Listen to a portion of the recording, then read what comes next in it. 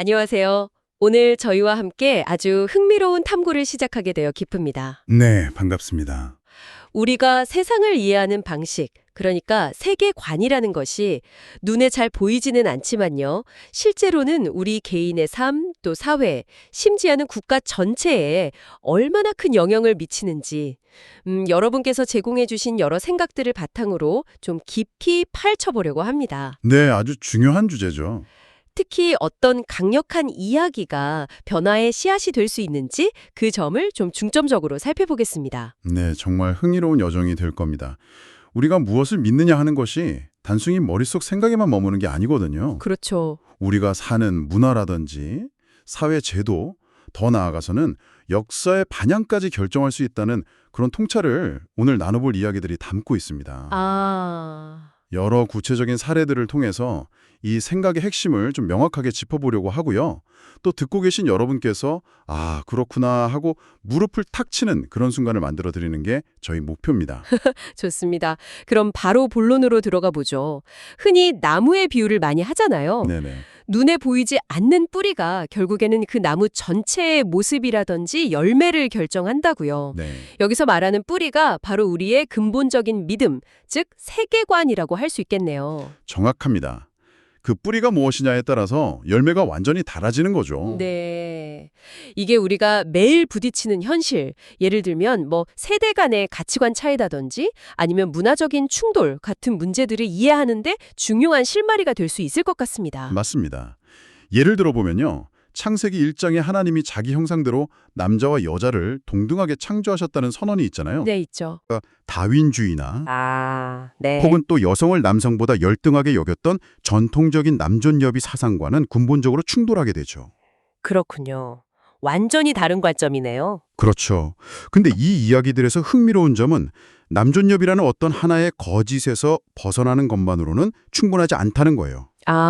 예를 들어 신은 없다고 말하는 또 다른 거짓, 무신론적 유물론 같은 걸로 옮겨가는 것은 진정한 해답이 아니라고 지적을 합니다. 그러니까 뿌리가 여전히 잘못되어 있다면 겉모습만 바뀌는 거지 근본적인 해결은 아니라는 말씀이시군요. 바로 그겁니다. 뿌리가 바뀌지 않으면 열매는 결국 비슷하게 맺힐 수밖에 없다는 거죠. 그래서 그런지 이 그림에서 뭐가 잘못된 걸까요?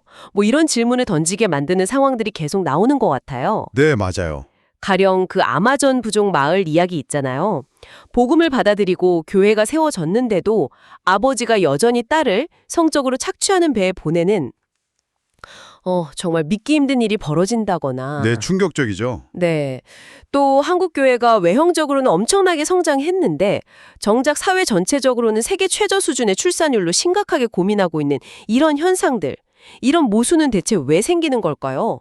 혹시 우리가 믿는다고 고백하는 것과 실제 우리 삶의 뿌리가 달라서 그런 건 아닐까요? 바로 그 지점을 파고드는 겁니다. 이 자료들은 그 원인을 영적 전쟁, 즉 보이지 않는 차원에서의 진리와 거짓의 싸움으로 설명을 하는데요. 영적 전쟁이요? 네, 에베소서 6장 12절을 인용하면서 우리의 싸움은 단순히 눈에 보이는 사람이나 상황, 혈과 육에 대한 것이 아니라 네. 그 배후에 있는 정사와 권세, 다시 말해 세상을 지배하는 잘못된 사상체계나 어떤 영적인 힘들과의 싸움이라고 말합니다. 배후에 힘이 있다. 그렇죠. 요한복음 8장에서 예수님이 사탄을 가리켜 거짓말쟁이요 거짓의 압이라고 부르셨던 것처럼 이 거짓이 사회적인 문제들로 구체화된다는 분석이에요. 예를 들면 어떤 걸까요? 예를 들어서 대학 캠퍼스 같은 곳에 퍼지는 특정 집단에 대한 혐오 시위라든지 아니면 좀 전에 말씀하신 한국 사회의 심각한 저출산 문제 같은 현상들로 나타난다는 거죠. 그러니까 단순히 개인의 어떤 악한 행동이나 사회 구조적인 문제, 그 이전에 더 근본적인 거짓의 영향력이 작용하고 있다는 관점이군요. 이건 상당히 흥미롭네요. 네. 그렇기 때문에 기독교인의 역할은 단순히 착하게 사는 것을 넘어서서 진리를 말하는 사람이 되는 것이라고 강조를 합니다. 진리를 말하는 사람이요. 네. 캐나다의 심리학자죠. 조던 피터슨의 변화 과정이 아주 인상적인 사례로 제시되는데요. 네, 들어봤습니다. 처음에는 성경을 그냥 신화 정도로 여겼던 그가 점차적으로 성경은 진리일 뿐만 아니라 진리라는 개념 자체의 토대다. 성경이 없다면 세상은 진리라는 개념조차 가질 수 없다. 이런 고백을 하게 되었다는 거죠. 와, 엄청난 변화네요. 그렇죠. 그래서 이걸 소수의 크리스천만이 이해하는 깊은 통찰이라고 평가하기도 합니다. 더 나아가서 가난의 진짜 원인이 자원이 부족해서가 아니라 무지와 거짓말 때문이라고 주장합니다. 자원 부족이 아니라 무지와 거짓말이요? 네. 반대로 진리와 지식이 공동체 발전의 핵심 동력이 된다는 건데요. 한국의 가나안 농군학교 설립자이신 김용기 선생님 이야기가 아주 구체적으로 나옵니다. 아, 가나안 농군학교요? 네. 네. 성경적인 원리, 그러니까 하나님의 창조 원리를 믿고 그걸 황무지 같은 땅에 적용을 했더니 실제로 땅이 비옥해지고 가난했던 사람들이 자립하게 되고 심지어 국가 발전에까지 기여했다는 겁니다. 와, 정말 놀라운 실화네요. 당시 대통령이 장관들을 보내서 배우게 할 정도였다니. 대단한 이야기죠. 하지만 동시에 지금의 한국 사회는 그때의 그 하나님을 잊어버리고 돈을 새로운 신으로 숭배하게 되었다는 아주 날카로운 경고도 함께 담겨 있습니다. 그렇군요. 뿌리가 바뀌니까 척박한 땅에서도 그렇게 풍성한 열매가 맺혔다는 건데, 아, 그렇다면 우리가 지금 묶여있다고 느끼는 많은 문제들, 이런 거짓과 속박에서 벗어나는 길은 무엇일까요? 어떻게 해야 할까요? 갈라디아서와 골로새서의 말씀들을 통해서 그 답을 찾아가는데요. 우리가 그리스도를 만나기 전에는 종노릇하고 있었다, 이렇게 표현을 합니다. 종노릇이요? 무엇의 종이었을까요? 바로 세상의 초등학문의 종이었다고 말합니다. 이게 뭐 단순히 학교 공부를 말하는 게 아니고요. 네. 세상을 지배하는 기본적인 어떤 원리나 철학, 문화적인 통념들, 뭐 돈이나 권력 같은 것들, 심지어 오늘날 우리를 아주 강력하게 지배하고 있는 뭐랄까 알고리즘 같은 것까지로 포함될 수 있겠죠. 아, 생각보다 훨씬 광범위한 개념이네요. 네. 그리고 더 나아가서는 정사와 권세 아래에 있었다고도 말합니다. 즉, 우리를 억압하는 보이지 않는 어떤 힘들에 우리가 묶여 있었다는 겁니다. 우리 스스로는 자유롭다고 생각할지도 모르는데 사실은 그런 보이지 않는 것들에 종속되어 있었다는 말씀이시군요. 그럼 그리스도께서 하신 일은 구체적으로 뭔가요? 바로 그 종살이에서 우리들 해방시키신 거죠. 갈라디아서 4장에 보면 그리스도께서 우리를 속량하셨다고 나옵니다.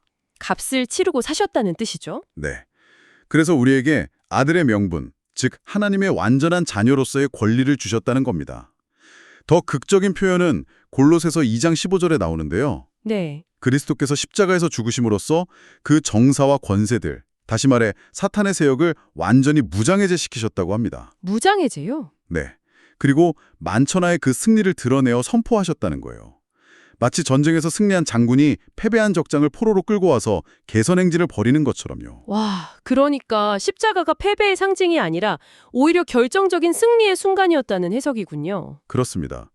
사탄은 예수를 죽임으로써 자신이 승리했다고 생각했겠지만 예수께서 죽음이라는 인간의 가장 큰 두려움마저 이기시고 아버지 하나님의 뜻에 끝까지 순종하심으로써 사탄의 권세를 결정적으로 깨트리셨다는 겁니다. 아, 그 승리가 그럼 오늘 우리에게 주는 의미는 뭘까요? 우리가 더 이상 과거의 그런 원리들에 묶여있는 종이 아니라 하나님의 자녀로서 완전한 권리를 누리는 상속자가 되었다는 거겠죠. 네, 상속자. 골로새서 말씀처럼 그리스도 안에 깊이 뿌리를 내리고 그분 안에서 세워져 가는 존재가 되었다는 겁니다. 네. 그런데 여기서 또 중요한 질문이 나오는 것 같아요. 그렇게 자유를 얻었는데 왜 우리는 자꾸 과거로 돌아가려고 하느냐는 거죠. 맞아요. 그 질문이 중요합니다. 마치 이스라엘 백성이 노예 생활을 했던 이집트를 그리워했던 것처럼 우리가 해방된 후에 다시 과거의 그 약하고 천박한 초등학문으로 돌아가려 한다는 거죠. 그게 뭐 전통적인 유교 문화의 굴레든 아니면 현대의 세속주의든 간에요. 네, 그래서는 안 된다는 강력한 경고를 하고 있습니다. 다시 종노릇하지 말라는 거죠. 네. 그리고 여기서 이야기는 개인의 해방을 넘어서 더 확장됩니다. 더 확장된다고요? 어떻게요? 성경 전체가 사실은 하나의 거대한 변화시키는 이야기이며 이 이야기가 개인뿐만 아니라 민족과 나라 전체를 변화시킬 힘이 있다고 주장을 합니다.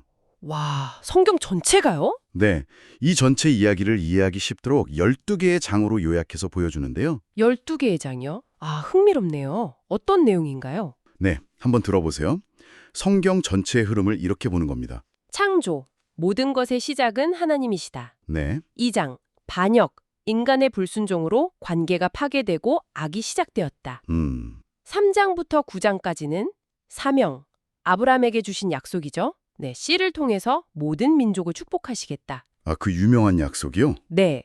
그리고 10장, 십자가, 깨어진 관계를 회복하시려는 하나님의 위대한 계획, 역사의 중심점이죠. 네. 11장, 과업, 부활하신 예수님의 마지막 명령, 즉 위대한 사명입니다. 위대한 사명. 그리고 마지막 12장, 왕의 귀환, 새 하늘과 새 땅, 완성될 하나님 나라를 보여줍니다. 와. 이것이 바로 성경이 우리에게 들려주는 큰 그림이라는 겁니다. 이야, 성경을 이렇게 보니까 정말 하나의 장대한 서사시 같다는 느낌이 드네요. 특히 그 11장, 과업이라고 하신 부분이 중요할 것 같군요. 위대한 사명이요. 아주 중요합니다. 마태복음 28장 18절을 보면 예수님이 부활하신 후에 제자들에게 이렇게 말씀하시죠. 하늘과 땅의 모든 권세를 내게 주셨으니 네, 그 구절 알아요. 이 부분을 좀 주목해야 하는데요. 흔히 우리는 예수님은 하늘의 왕이시고 땅에서는 나중에 재림하셔야 비로소 왕이 되신다고 생각하기 쉽잖아요. 네, 약간 그런 경향이 있죠. 그런데 이 구절은 예수님이 이미 하늘뿐만 아니라 땅의 권세까지 다 받으셨고 바로 지금 이 땅의 합법적인 왕이시라는 의미로 해석을 합니다. 아, 이미 지금 왕이시라는 거군요. 그렇죠. 그래서 우리가 주기도문에서 나라가 임하시오며 뜻이 하늘에서 이루어진 것 같이 땅에서도 이루어지이다라고 기도하는 것은 먼 미래에 어떤 일을 바라는 게 아니라 바로 지금 여기에서 하나님의 통치, 그분의 나라가 실현되기를 구하는 것이라고 설명을 하죠. 와, 주기도문의 의미가 확 달라지는데요. 그렇다면 그 위대한 사명의 내용은 구체적으로 무엇을 하라는 걸까요? 핵심은 가서 모든 민족을 제자로 삼으라라는 명령입니다. 모든 민족을 제자로 삼으라. 네, 여기서 민족이라는 단어가 단순히 이방인 개인들을 의미하는 것을 넘어서는 개념이라고 강조합니다. 아, 개인이 아니라요? 네, 국가들, 민족 집단들, 문화들, 심지어 사회 시스템들까지 포함하는 아주 넓은 개념으로 봐야 한다는 거죠. 와, 스케일이 엄청나네요. 그렇죠. 그래서 교회가 세상의 문화와 구조를 하나님의 원리대로 제자 삼지 않으면 반대로 세상 문화가 교회를 제자 삼아서 변질시킬 것이라는 아주 강력한 경고를 던집니다. 세상이 교회를 제자 삼는다. 무서운 경고인데요. 네. 지난 한국교회가 개인 구원에 집중하고 힘쓴 것은 귀하지만 사회 전체와 문화를 하나님 나라의 원리로 변화시키는 데는 좀 부족하지 않았나 하는 성찰을 하게 만드는 대목이죠. 네, 그런 비판들이 있었죠. 문화의 근간을 이루는 기본 요소들, 뭐랄까 빌딩 블록 수준에서부터 제자 삼는 것이 진정한 사명이라는 겁니다. 문화의 빌딩 블록 수준에서부터 정말 근본적인 변화를 이야기하는 거네요. 그럼 마지막 12장 왕의 귀환과 새 예루살렘 비전은 어떤 의미를 가지나요? 요한계시록 21장과 22장에 나오는 새 예루살렘 묘사가 정말 놀라운데요. 그 도성에는 해와 달이 필요 없다고 하죠. 하나님의 영광 자체가 빛이 되기 때문에요. 네, 상상만 해도 황홀하네요. 그런데 더 놀라운 구절이 24절과 26절에 나옵니다.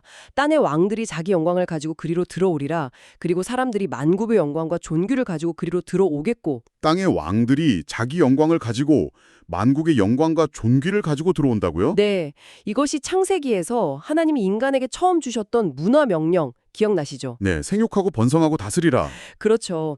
하나님의 창조 세계를 가지고 무언가를 만들고 다스리라는 그 명령이 최종적으로 성취되는 모습이라고 해석을 합니다. 아, 하나님은 각 민족과 문화가 이 땅에서 열심히 가꾸고 만들어낸 그들만의 고유한 영광과 존귀, 그게 뭐 예술이든 과학 기술이든 좋은 사회 제도든 그런 것들을 그분의 영원한 도성으로 가져오기를 원하신다는 거죠. 와, 그럼 뭐 예를 들어 한국적인 아름다움이나 한국인의 지혜 같은 것도 그 영광에 포함될 수 있다는 건가요? 당연히 포함될 수 있죠.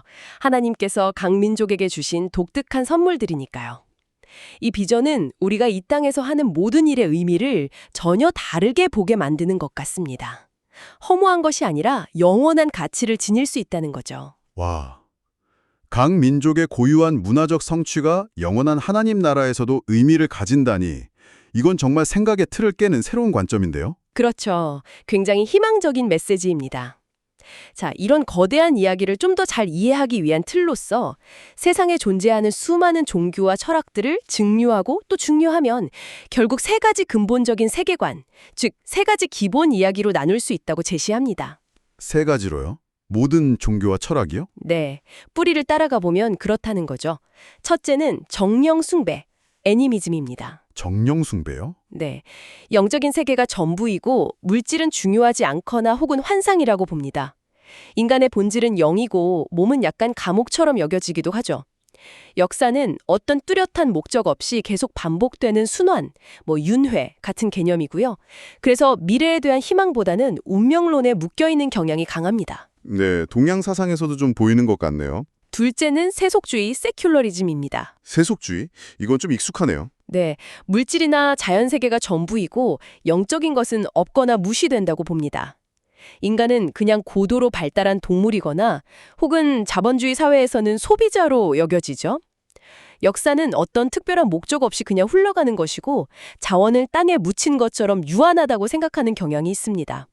뭐랄까 상자 안에 갇힌 사고방식이죠. 아, 자원이 유한하다는 생각? 네, 흥미롭게도 전통적인 유교 역시 본질적으로는 하나님 없이 인간의 도리와 관계에 초점을 맞춘 철학이기 때문에 이 세속주의 범주에 포함될 수 있다고 봅니다. 아, 유교도 세속주의로 분류될 수 있군요. 의외네요. 신이나 초월적 존재보다는 현실 세계의 질서에 집중하니까요. 자, 마지막 셋째는 성경적 유신론, 비블리컬 데이즘입니다. 성경적 유신론. 네, 하나님이 존재하시며 영적인 세계와 물리적인 세계가 분리된 것이 아니라 통합된 우주를 창조하셨다고 믿습니다. 인간은 단순히 동물이 아니라 하나님의 형상으로 특별하게 창조된 존재고요. 네. 역사는 그냥 흘러가는 것이 아니라 하나님 나라의 완성을 향해 나아가는 분명한 목적이 있다고 봅니다. 미래가 있는 역사관이죠. 그리고 자원은 단순히 땅에서 캐내는 것이 아니라 하나님의 형상인 인간의 창의성과 지식에서 나오기 때문에 무한히 확장될 수 있다고 봅니다. 이건 상자박 사고방식이라고 할 수 있겠죠. 자원이 인간의 창의성에서 나온다. 그래서 무한하다. 와, 이것도 상당히 다른 관점이네요. 싱가포르 사례를 드셨죠? 네, 맞습니다. 천연 자원은 거의 없지만 아이디어와 교육, 즉 인간의 창의성을 통해 세계적인 부강한 국가가 된 싱가포르가 이 성경적 유신론의 관점을 잘 보여주는 사례라고 언급합니다. 그렇군요. 결국 우리가 이 세 가지 이야기 틀 중에 어떤 틀 속에서 세상을 보고 있는지 아는 것이 정말 중요하겠네요. 네, 매우 중요합니다. 그래야 우리가 왜 그렇게 생각하고 행동하는지 이해할 수 있고 또 다른 가능성을 볼 수 있으니까요. 특히 교육 문제와 관련해서 이 세계관의 충돌이 아주 첨예하게 드러나는 것 같습니다. 그 자료들 중에 자녀 교육에 대한 질문과 답변 내용이 있었잖아요. 네, 바로 그 지점입니다. 현대 서구의 공교육 시스템은 대부분 이 세속주의 세계관에 뿌리를 두고 있다는 점을 지적합니다. 아, 공교육이 세속주의에 기반한다고요? 네. 그래서 성경적 가치관으로 자녀를 키우려는 부모들이 학교 교육과 충돌하고 어려움을 겪는다는 거죠. 예를 들어서 성별이 생물학적인 현실이 아니라 개인의 주관적인 느낌이나 선택으로 결정된다는 포스트 모더니즘적인 관점이 학교에서 가르쳐질 때 네. 요즘 정말 논란이 많은 주제죠? 그렇죠. 이럴 때 성경적인 관점을 가진 부모는 어떻게 해야 하는가? 이런 실제적인 질문과 고민이 나오는 겁니다. 정말 쉽지 않은 문제네요. 어떤 해답을 제시하던가요? 단순히 학교 교육에 그냥 순응하기보다는 좀 더 적극적으로 대안적인 교육 방식, 예를 들면 홈스쿨링이라든지 아니면 기독교적인 가치관에 기반한 학교 같은 것들을 고민해 볼 필요가 있다고 이야기합니다. 대안교육이요? 네, 혹은 그것이 어렵다면 가정에서라도 자녀가 세속적인 관점을 무비판적으로 받아들이지 않고 스스로 비판적으로 사고하는 능력을 길러주는 것이 매우 중요하다고 강조합니다. 비판적 사고 능력. 네, 단순히 지식을 암기하고 주입하는 방식, 이걸 자료에서는 유교적 방식이라고 약간 비판적으로 언급하기도 하는데요. 아, 암기 위주 교육이요? 네, 그런 방식에서 벗어나서 무엇이 진리인지 스스로 질문하고 탐구하도록 돕는 교육이 필요하다는 거죠. 스스로 생각하는 힘을 길러줘야 한다는 겁니다. 네, 스스로 생각하는 힘. 중요하죠. 또한 현대사회가 객관적인 진리나 현실 자체를 부정하는 경향, 즉 포스트 모더니즘의 영향 아래에 있다는 점을 지적하면서요. 이런 상황 속에서 기독교인들은 때로는 세상 사람들이 보기에 좀 이상하게 보일지라도 용기를 내어서 진리를 말하고 세상을 바르게 다시 형성하는 리포메이션, 즉 개혁하는 역할을 감당해야 한다고 촉구합니다. 개혁하는 역할까지요? 네, 마치 구약에 야곱이 밤새 천사와 씨름하면서 답을 구했던 것처럼 우리 앞에 놓인 어려운 문제들을 외면하지 않고 정면으로 부딪히면서 성경 안에서 해답을 찾으려는 그런 치열한 자세가 필요하다고 말합니다. 와, 오늘 정말 깊고 넓은 이야기를 나눈 것 같습니다. 보이지 않는 믿음의 뿌리, 즉 세계관이 어떻게 우리의 현실과 미래, 심지어는 한 나라의 모습까지 빚어내는지를 살펴봤고요. 네. 그리고 성경이라는 하나의 거대한 이야기가 개인과 사회를 근본적으로 변화시킬 잠재력을 어떻게 가지고 있는지도 탐구해 보았습니다. 네. 핵심은 우리가 지금 발 딛고 서 있는 그 이야기의 전체 그림을 보려는 노력이 정말 중요한 것 같습니다. 전체 그림이요. 그렇죠. 단편적인 어떤 교리나 구원 이야기만이 아니라 창조에서 시작해서 인간의 반역과 하나님의 구속 사명, 그리고 역사의 중심인 십자가 사건, 또 우리에게 주어진 과업을 거쳐서 결국 왕의 귀환으로 완성될 그 하나님 나라까지 이어지는 거대한 서사를 이해하는 것. 네. 그리고 그 큰 이야기 속에서 나와 우리 공동체의 역할이 과연 무엇인지 발견하는 것이 중요하다고 도전하는 그런 메시지였습니다. 맞습니다. 특히 모든 민족을 제자 삼으라는 그 사명이 단순히 개인 영혼 구원을 넘어서서 우리가 속한 문화와 사회 시스템 자체를 하나님의 뜻대로 가꾸어 가는 것을 포함한다는 점이 아주 인상 깊게 다가왔습니다. 네, 저도 그 부분이 굉장히 중요하다고 생각합니다. 그렇습니다. 오늘 나눈 이 모든 이야기들을 마무리하면서요. 듣고 계신 여러분께 마지막으로 질문 하나를 던져드리고 싶습니다. 네. 여러 세계관들이 치열하게 충돌하고 있는 이 세상 속에서 그리고 또 각 민족이 자신들만의 고유한 영광과 존귀를 하나님의 도성으로 가져올 것이라는 그 놀라운 비전을 생각해 볼 때 만약 여러분의 삶과 여러분이 속한 공동체가 오늘 이야기된 이 성경적인 원리들로 더욱 깊이 뿌리내리고 형성된다면 여러분은 이 세상과 또 다가올 하나님 나라에 어떤 독특한 영광을 기여할 수 있을까요? 아주 중요한 질문이네요. 네. 여러분의 가정에서 또 일터에서 여러분이 속한 사회 속에서 어떤 아름다움을 새롭게 창조하고 또 어떤 선한 변화를 만들어갈 수 있을지 한번 깊이 생각해보는 시간을 가지시면 좋겠습니다. 오늘 저희와 함께 해주셔서 정말 감사합니다. 네, 감사합니다.